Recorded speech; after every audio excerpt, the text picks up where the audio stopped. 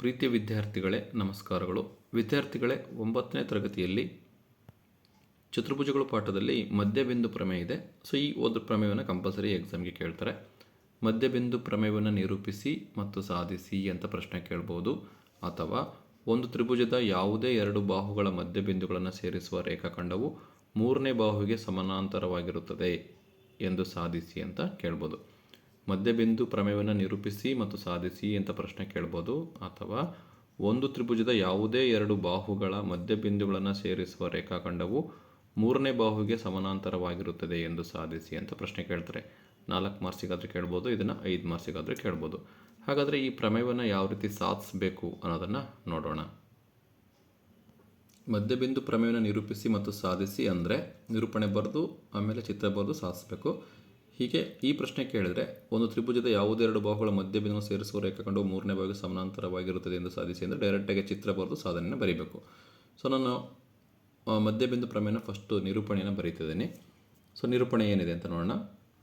ಒಂದು ತ್ರಿಭುಜದ ಯಾವುದೇ ಎರಡು ಬಾಹುಗಳ ಮಧ್ಯಬಿಂದುಗಳನ್ನು ಸೇರಿಸುವ ರೇಖಾಖಂಡವು ಮೂರನೇ ಬಾಹುವಿಗೆ ಸಮಾಂತರವಾಗಿರುತ್ತದೆ ಮತ್ತು ಮೂರನೇ ಬಾಹುವಿನ ಅರ್ಧದಷ್ಟಿರುತ್ತದೆ ಅನ್ನೋದು ನಿರೂಪಣೆಯಾಗಿದೆ. ಸೊ ನಿರೂಪಣೆ ಬರೀಬೇಕು. ಈ ಕ್ವಶನ್ ಕೊಟ್ಟರೆ ನಿರೂಪಣೆ ಬರೆಯೋ ಅವಶ್ಯಕತೆ ಇಲ್ಲ. ಈ ಕ್ವಶನ್ ಕೊಟ್ಟರೆ ನಿರೂಪಣೆ ಬರೆದು ಆಮೇಲೆ ನೀವು ಚಿತ್ರವನ್ನು ಬಿಡಿಸಿ, ಕಂಪಲ್ಸರಿ ಪ್ರಮೇಯಕ್ಕೆ ಚಿತ್ರವನ್ನು ಬಿಡಿಸಲೇಬೇಕು. ಚಿತ್ರ ಬಿಡಿಸಿ ನೀವು ಸಾಧನೆಯನ್ನು ಮಾಡಬೇಕಾಗುತ್ತೆ. ಹಾಗಾದರೆ ಸಾಧನೆಯನ್ನು ಯಾವ ರೀತಿ ಮಾಡಬೇಕು ಅಂತ ನೋಡ್ತಾ ಹೋಗೋಣ. ದತ್ತ ತ್ರಿಭುಜ ಎ ಬಿ ಸಿಯಲ್ಲಿ, ಸೊ ಎ ಬಿ ಸಿಯಲ್ಲಿ ಎ ಬಿಯ ಮಧ್ಯಬಿಂದು ಇ, ಎ ಸಿಯ ಮಧ್ಯಬಿಂದು ಎಫ್. ತ್ರಿಭುಜ ಎ ಬಿ ಸಿಯಲ್ಲಿ ಎ ಬಿಯ ಮಧ್ಯಬಿಂದು ಇ, ಎ ಸಿಯ ಮಧ್ಯಬಿಂದು ಎಫ್ ಆಗಿದೆ. ಇದಿಷ್ಟು ದತ್ತ. ಸಾಧನೆಯ ಇ ಎಫ್ ಬಿ ಸಿಗೆ ಸಮಾನಾಂತರವಾಗಿದೆ ಅಂತ ಸಾಧಿಸಬೇಕು. ಇ ಎಫ್ ಬಿ ಸಿಗೆ ಸಮಾನಾಂತರವಾಗಿದೆ ಅಂತ ಸಾಧಿಸಬೇಕು. ಮತ್ತು ಇ ಎಫ್ ಬಿ ಸಿನ ಅರ್ಧದಷ್ಟಿರುತ್ತೆ. E F is equal to half of B C ಅಂತ ನಾವು ಸಾಧಿಸ್ಬೇಕು. ಇದು ಸಾಧನೆ. ರಚನೆ ಏನು ಮಾಡಿದ್ದೀವಿ, E F is equal to F D ಆಗುವಂತೆ, ಇ ಎಫ್ ಎಷ್ಟು ದೂರ ಇದೆ ಎಫ್ ಡಿನೂ ಅಷ್ಟೇ ದೂರ ಆಗುವಂತೆ ಡಿಯನ್ನು ಗುರುತಿಸಿ ಸಿ ಡಿಯನ್ನು ಸೇರಿಸಿದ್ದೀವಿ. E F is equal to F D ಆಗುವಂತೆ ಡಿಯನ್ನು ಗುರುತಿಸಿ ಸಿ ಡಿಯನ್ನು ಸೇರಿಸಿದ್ದೀವಿ. ಇದಿಷ್ಟು ರಚನೆ ಆಗಿದೆ, ದತ್ತ ಸಾಧನೆಯ ರಚನೆ. ಸೊ ಇಲ್ಲಿ ಚಿತ್ರವನ್ನು ಬರೀಬೇಕು. ಅರ್ಧ ಮಾರ್ಕ್ಸ್ ಇರುತ್ತೆ. ಸಾಧನೆಗೆ ಅರ್ಧ, ಸಾಧನೀಯಗೆ ಅರ್ಧ, ರಚನೆಗೆ ಅರ್ಧ. ಸೊ ಟೋಟಲ್ ನಿಮಗೆ ಇಷ್ಟಕ್ಕೆ ನಿಮಗೆ 2 ಅಂಕ ಬರುತ್ತೆ. ನಿರೂಪಣೆ ಕೇಳಿದಾಗ ನಿರೂಪಣೆಗೆ 1 ಅಂಕ ಇರುತ್ತೆ. ನಿರೂಪಣೆಗೆ 1 ಅಂಕ ಇರುತ್ತೆ 5 ಮಾರ್ಕ್ಸಿಗೆ ಕೇಳಿದಾಗ. ಸೊ ಇವಾಗ ಸಾಧನೆ ಮಾಡೋದು ಹೇಗೆ ಅಂತ ನೋಡ್ತಾ ಹೋಗೋಣ. ದತ್ತ ಆಯಿತು, ಸಾಧನೆ ಆಯಿತು, ರಚನೆ ಆಯಿತು. ಇವಾಗ ಸಾಧನೆ ಏನು ತಗೊಂಡೇವಿ, ತ್ರಿಭುಜ ಎ ಇ ಎಫ್ ಮತ್ತು ತ್ರಿಭುಜ ಸಿ ಎಫ್ ಡಿಗಳಲ್ಲಿ. So A F is equal to C F ದತ್ತದಿಂದ, E F is equal to F D ರಚನೆಯಿಂದ, A F E is equal to C F D ಶೃಂಗಾಂಕ ಕೋನಗಳು ಸಮ. ಈ 3 ಕಂಡೀಷನ್ಸ್ ಇರೋದ್ರಿಂದ ತ್ರಿಭುಜ ಎ ಇ ಎಫ್ ಸರ್ವಸಮ ತ್ರಿಭುಜ ಸಿ ಎಫ್ ಡಿ ಬಾಹು ಕೋನ ಬಾಹು ಸರ್ವಸಮತೆಯ ನಿಯಮದಿಂದ. ಸೊ ಹೇಗಿದೆ ಅಂತ ನೋಡೋಣ. ಇಲ್ಲಿ ನೋಡಿ, A F is equal to C F. A F C ಎಫ್ಗೆ ಸಮ. ಯಾಕೆಂದರೆ ಎ ಸಿಯ ಮಧ್ಯಬಿಂದು ಎಫ್ ಆಗಿರೋದ್ರಿಂದ A F is equal to C F ಅಂತ ತಗೊಂಡಿವಿ. ಹಾಗೆ E F is equal to F D ಅಂತ ತಗೊಂಡಿವಿ ರಚನೆಯಿಂದ. ಹಾಗೆ ಕೋನ ಎ ಎಫ್ ಇ ಮತ್ತು ಕೋನ ಸಿ ಎಫ್ ಡಿ, ಈ ಕೋನ ಶೃಂಗಾತ್ಮಕ ಕೋನಗಳು. ಹಾಗಾಗಿ ಈ ತ್ರಿಭುಜಕ್ಕೆ ಸರ್ವಸಮ ಆಗುತ್ತೆ. ಇವೆರಡು ಸರ್ವಸಮ ಆದಮೇಲೆ ಎ ಇಯು ಸಿ ಡಿಗೆ ಸಮನಾಗಿರುತ್ತೆ. ಅಂದರೆ ಸರ್ವಸಮ ತ್ರಿಭುಜಗಳ ಅನುರೂಪ ಭಾಗಗಳು ಸಮನಾಗಿರುತ್ತೆ. ಹಾಗಾಗಿ ಎ ಇಯು ಸಿ ಡಿಗೆ ಸಮನಾಗಿರುತ್ತೆ. ಇದಿಷ್ಟನ್ನು ನೋಡೋಣ ಇವಾಗ. ದತ್ತದಲ್ಲಿ ಸಾಧನೆಯ ತ್ರಿಭುಜ ಎ ಎಫ್ ಮತ್ತು ತ್ರಿಭುಜ ಸಿ ಎಫ್ ಡಿಗಳಲ್ಲಿ ಎ ಎಫ್ ಮತ್ತು is equal to C F ದತ್ತದಿಂದ, E F is equal to F D ರಚನೆಯಿಂದ, A F E is equal to C F D ಶೃಂಗಾಂಕ ಕೋನಗಳ ಸಮ. ಹಾಗಾಗಿ ತ್ರಿಭುಜ ಎ ಇ ಎಫ್ ಸರ್ವಸಮ ತ್ರಿಭುಜ ಸಿ ಎಫ್ ಡಿ ಬಾಹು ಕೋನ ಬಾಹು ಸರ್ವಸಮತೆಯ ನಿಯಮದಿಂದ. ಹಾಗಾಗಿ ಎ ಇಯು ಸಿ ಡಿಗೆ ಸಮನಾಗಿರುತ್ತೆ. ಯಾಕೆಂದರೆ ಸರ್ವಸಮ ತ್ರಿಭುಜಗಳ ಅನುರೂಪ ಭಾಗಗಳು ಸಮನಾಗಿರೋದ್ರಿಂದ.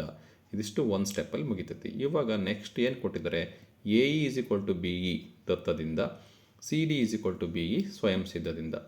ಅಂದರೆ ಎ ಯು ಸಿ ಡಿಗೆ ಸಮನಾಗಿದೆ. ಇಲ್ಲಿ ನೋಡಿ, ಚಿತ್ರವನ್ನು ಗಮನಿಸಿ.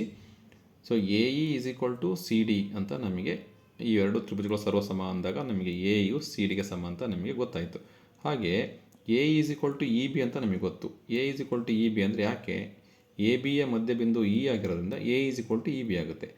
A E is equal to E B ಆದರೆ A E is equal to C D ಆದರೆ ಬಿ ಇಯು ಸಿ ಡಿಗೆ ಸಮನಾಗುತ್ತೆ. ಅಂದರೆ ಇದು ಇದಕ್ಕೆ ಸಮ ಆಯಿತು ಅಂದರೆ ಇದು ಇದಕ್ಕೆ ಸಮನಾಗಿರೋದ್ರಿಂದ ಬಿ ಯು ಸಿ ಡಿಗೆ ಸಮನಾಗಿರುತ್ತೆ. ಸ್ವಯಂ ಸಿದ್ಧ 1ರಿಂದ B E is equal to C D. So ಇವೆರಡು ಸಮನಾಗಿದ್ದರೆ ಅಂದರೆ ಸಿ ಡಿಯು ಬಿ ಇಗೆ ಸಮನಾಗಿದೆ ಅಂತ ಸ್ವಯಂ ಸಿದ್ಧ 1ರಿಂದ. ನೋಡಿ, A is equal to B E ದತ್ತದಲ್ಲಿ ಕೊಟ್ಟಿದ್ದಾರೆ. A is equal to C D ನಾವು ಇವಾಗ ಕಂಡುಹಿಡಿದ್ವಿ. So C D is equal to B ಅಂದರೆ ಸಿ ಡಿಯು ಬಿ ಇಗೆ ಸಮನಾಗುತ್ತೆ ಸ್ವಯಂ ಸಿದ್ಧ 1ರಿಂದ. ಚತುರ್ಭುಜ ಬಿ ಸಿ ಡಿ ಇನಲ್ಲಿ B E is equal to C D ಆಗಿದೆ. ಸೊ ಹಾಗಾಗಿ ಬಿ ಸಿ ಡಿ ಇ ಒಂದು ಸಮಾನಾಂತರ ಚತುರ್ಭುಜ.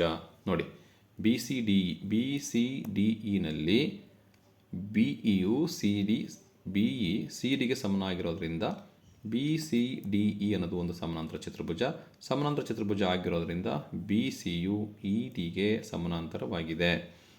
So B C D E ಒಂದು ಸಮಾನಾಂತರ, ಬಿ ಸಿ ಸಮಾನಾಂತರ ಇ ಡಿ. ಬಿ ಸಿ ಸಮಾನಾಂತರ ಇ ಡಿ ಆದರೆ ಬಿ ಸಿ ಸಮಾನಾಂತರ ಇ ಎಫ್ ಆಗುತ್ತೆ. ಸಮೀಕರಣ 1 ತಗೋಬೇಕು. ಯಾಕೆ? ಬಿ ಸಿ ಯು ಇ ಡಿಗೆ ಸಮಾನಾಂತರವಾದರೆ ಬಿ ಸಿ ಯು ಇ ಎಫ್ಗೆ ಸಮಾನಾಂತರವಾಗಿರುತ್ತೆ. ಅಂದರೆ ನಮ್ಮ ಕಂಡೀಷನ್ ಪ್ರಕಾರ 3ನೇ ಬಾಹುವಿಗೆ ಈ ಬಾಹು ಏನಾಗಿರಬೇಕು? ಸಮಾನಾಂತರವಾಗಿರಬೇಕು ಅಂತ. ಹಾಗಾಗಿ ಬಿ ಸಿ ಸಮಾನಾಂತರ E F. So B C ಸಮಾನಾಂತರ ಇ ಎಫ್, ಇದು ಒಂದಾಯಿತು. ಈಗ B C is equal to E D, ಸಮಾಂತರ ಚತುರ್ಭುಜದ ಅಭಿಮುಖ ಬಾಹುಗಳು ಸಮ ಅಂತ ಗೊತ್ತು. ಅಂದರೆ ಬಿ ಸಿ ಯು ಇ ಡಿಗೆ ಸಮ. ಯಾಕೆಂದರೆ ಬಿ ಯು ಸಿ ಡಿಗೆ ಸಮನಾದರೆ ಬಿ ಸಿ ಇ ಡಿಗೆ ಸಮನಾಗಿರುತ್ತೆ. ಇ ಡಿಯನ್ನು ನಾವು E F plus F D ಅಂತ ಬರೀಬೋದು. E F plus F D. So B C is equal to E D, B C is equal to E F. B C ಅನ್ನೋದು E ಡಿಗೆ ಸಮ ಆದರೆ B C is equal to E D ಅಂದರೆ E F plus F D ಅಂತ ಬರಿಬೋದು. B C is equal to E F plus E F. ಯಾಕೆಂದರೆ E F F ಡಿಗೆ ಸಮ ರಚನೆಯಿಂದ. E F plus E F ಅಂದರೆ 2 times E F. So B C is equal to 2 times E F. E F is equal to half of B C. ಸಮೀಕರಣ 2. 1 ಮತ್ತು 2ರಿಂದ ಇದು ಸಾಧನೀಯ ಆಗಿದೆ. ಇದು ಸಮಾನಾಂತರ ಅಂತ ಸಾಧಿಸಿದ್ವಿ. ಇದು 3ನೇ ಬಾಹುವಿನ ಅರ್ಧದಷ್ಟಿರುತ್ತದೆ ಅಂತ ಸಾಧಿಸಿದ್ವಿ. ಇದು ದತ್ತ ಸಾಧನೆಯ ರಚನೆ ಮತ್ತು ಸಾಧನೆ ಆಗಿದೆ ವಿದ್ಯಾರ್ಥಿಗಳೇ. ಒಂದ್ಸರಿ ಪ್ರಮೇಯನ ಗ್ಲಾನ್ಸ್ ಮಾಡ್ತಾ ಹೋಗೋಣ. ಸೊ ಇದು ಕ್ವಶನ್ ಇದೆ ಫಸ್ಟಿಗೆ, ಆಮೇಲೆ ನಿರೂಪಣೆ. ಚಿತ್ರವನ್ನು ಕಂಪಲ್ಸರಿ ಬರೀಬೇಕು. ಚಿತ್ರ ಬರಲಂಗೆ ನೀವು ಉಳಿದೆಲ್ಲ ಬರೆದು ನಿಮಗೆ ಯಾವುದೇ ಅಂಕಗಳನ್ನು ಕೊಡಲ್ಲ. ಕಂಪಲ್ಸರಿ ಚಿತ್ರವನ್ನು ಬರೀಬೇಕಾಗುತ್ತೆ. ಸೊ ಇದು ದತ್ತ ಸಾಧನೆಯ ರಚನೆ ಸಾಧನೆ. ಸ್ಟೆಪ್ ಬೈ ಸ್ಟೆಪ್ ಬರಿತಾ ಹೋಗಿ ನೀವು ಚಿತ್ರವನ್ನು ಗಮನಿಸ್ಕೊಂಡು ಪ್ರಮೇಯವನ್ನು ಸಾಧಿಸ್ತಾ ಹೋದರೆ ಸುಲಭವಾಗಿ ನೆನ್ಪಿಟ್ಕೋಬಹುದು. ಸೊ ಈ ಪ್ರಮೇಯ ಸಾಧನೆ ಮಾಡಬೇಕಾದ್ರೆ ನಿಮಗೇನಾದರೂ ಡೌಟ್ ಇದ್ದರೆ ಕಮೆಂಟ್ ಮಾಡಿ, ನಾನು ರಿಪ್ಲೈ ಮಾಡ್ತೀನಿ ಅಂತ ಹೇಳ್ತಾ, thank you for watching this video. Don't forget to subscribe ಮಾಡೋದನ್ನು ಮರಿಬೇಡಿ. ಹಾಗೆ ನೋಟಿಫಿಕೇಷನನ್ನು ಆನ್ ಮಾಡಿ ಮುಂದೆ ಬರ್ತಕ್ಕಂಥ ವೀಡಿಯೋಸ್ ಎಲ್ಲ ನೀವು ನೋಡ್ಬೋದು. Thank you once again.